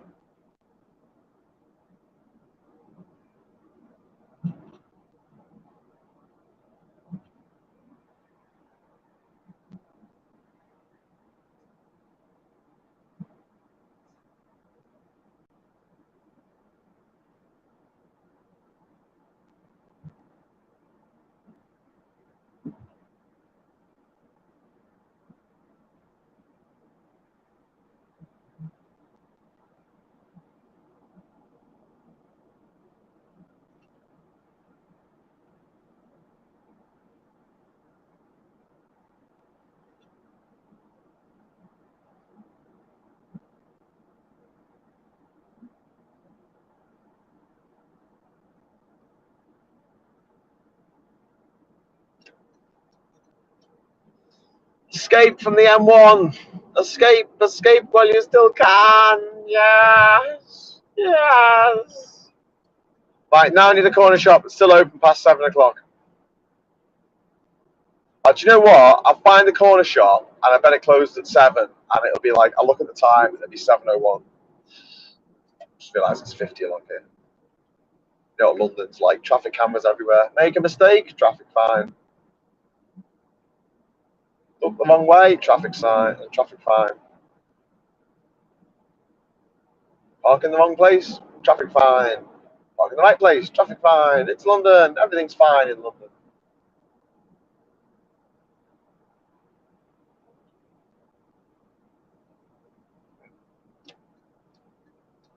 There's one-off lanes. If you want me to go back onto the M1, I'm going back onto the M1. You go back on the M1. Go back on the M1.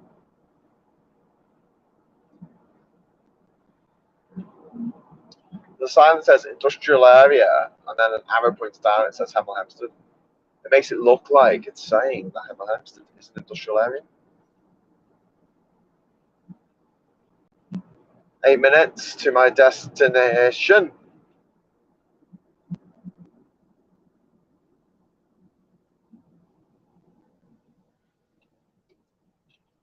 Apparently I'm on Breakspear Way. It's a very silly name. Shakespeare is a very silly name if you think about it. No one thinks about it because, you know, Shakespeare, but like, it's a very silly name. Oh, God. Weird thing that British roads like to do.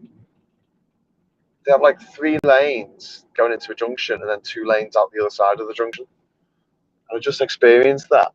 But on a corner, like literally, like, why would you do that?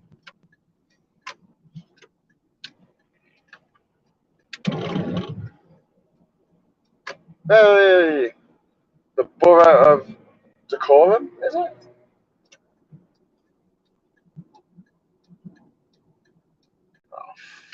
Oh, there's a massive queue for the fucking VP. Ah, fucking must destroy. There's a huge queue for the petrol, which is actually going. I don't even want I don't even want to buy petrol. I just want to go into the shop. Can I park up? Where can I park up? Is that a space? Is that a space? I just want a drink. Someone just give me a drink. I can't park here. It's all private parking. So there's a massive queue at the back at the garage. Which I don't want to use a BP because they give out free copies of the Scum newspaper. You have to just do things sometimes. Oh man, I know that if I park in the Holiday Inn in Hemel Hempstead for like a minute, they'll tow me or give me a £50 fine.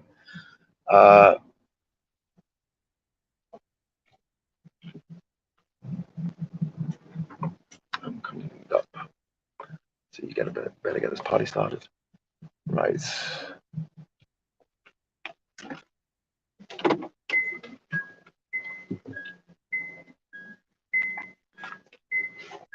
We're